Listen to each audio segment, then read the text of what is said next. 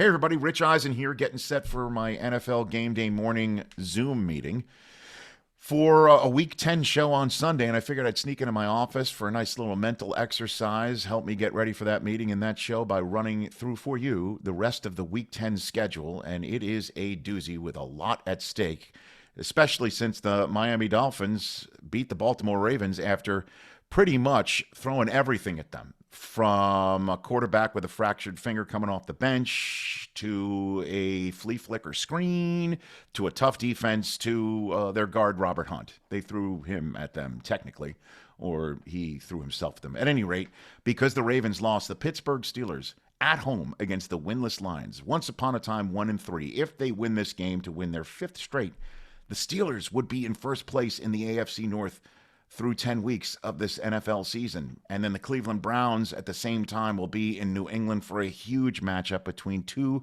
5, and 4 teams. No Nick Chubb for Cleveland, as we know. No Odell now. He's on the Rams for Cleveland. And then you've got the New England Patriots, who, if the season ended today, they'd be in the playoffs. They're your 7th seed in the AFC at 5-4. A big game in Tennessee. The Tennessee Titans taking on the New Orleans Saints. They're fresh off Tennessee, their huge Sunday night win in Los Angeles. The Saints coming off of that tough loss at home against Atlanta. Neither team with their lead running backs in this game. We all know Derrick Henry's out for the foreseeable future. Alvin Kamara got banged up in that loss to the Falcons. Mark Ingram's backing up Kamara in New Orleans, and Adrian Peterson for the Tennessee Titans. I would say it's a battle of the Heisman Trophy winning backups, but Adrian Peterson lost his Heisman Trophy to Matt Leinart. That's a fact. Meanwhile, you've got with the Tennessee Titans, if they win that game, they would be a game and a half clear of the rest of the AFC field through 10 weeks.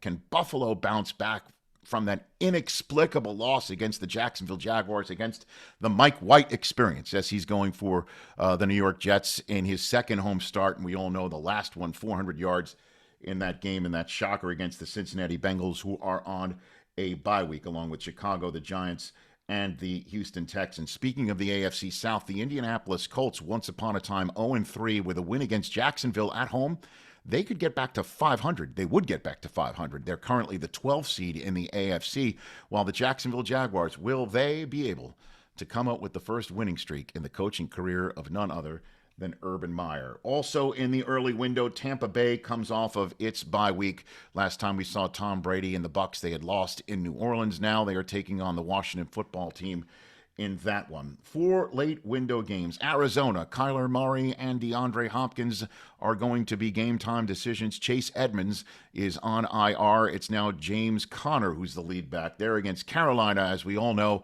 signing Cam Newton back. How can we possibly make this stuff up? Cam Newton's back with Carolina. He will be with the team, although not expected to be active. P.J. Walker getting the start for Carolina, which totally needs a win right now after getting banged up by New England if they want to stay in the race, in the competitive NFC South, especially with Atlanta taking on Dallas. What a huge game this is. That's an early window contest. With Dallas coming in as the 4 seed and Atlanta, just like New England, if the season ended today, Atlanta is the 7th seed right now. They would be in the playoffs, and something to keep an eye on, as we all know. The natural Matt Ryan taking on the Dallas defense, coordinated by his former head coach in Dan Quinn. We all know they have a history together, so if anybody knows what makes Matt Ryan uncomfortable, it would be the guy who's coordinating against him on Sunday, and a big game for both teams right there. The AFC West, now let's talk about them, because the 3-seeded Los Angeles Chargers are taking on a Minnesota Vikings team that has come so close in so many games, and yet they're under 500 as the 9 seed coming into this one. Los Angeles wins, they stay in first place. The Denver Broncos are taking on the Philadelphia Eagles at home. Would you believe the Broncos are above 500 thanks to that win against the Dallas Cowboys? And the Denver Broncos, if they win this one, they're 6-4. 2 games above 500 and flat out in this AFC West race that will play out in front of everyone on Sunday Night Football. But before that game, Seattle and Green Bay. Aaron Rodgers healthy to come off the COVID-19 list.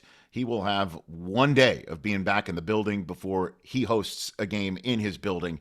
Aaron Rodgers is back under center and in shotgun for a Green Bay team taking on Seattle at 3-5, which is a huge contest for this team because they need to win coming off of a bye week with Russell Wilson back after getting a pin removed from his throwing hand. This is a must-win game for Seattle. If you can't fall to 3-6 in this deep end of the pool in the NFC West and also the NFC writ large, what a huge game that is before Sunday Night Football. The Chiefs and the Raiders. The winner of this game is in second place in the division at worst. They could be in first place if the Chargers lose at home to Minnesota.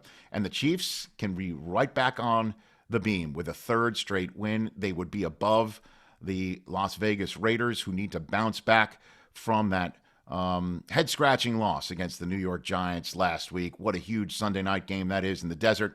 And then there's the Monday nighter.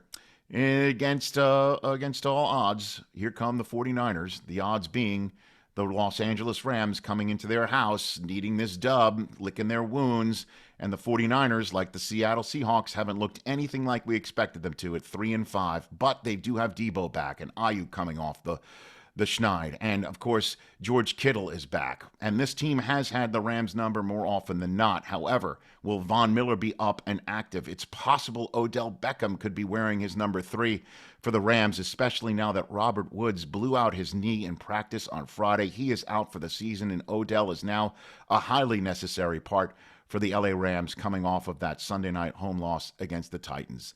What a huge Week 10 we're going to see.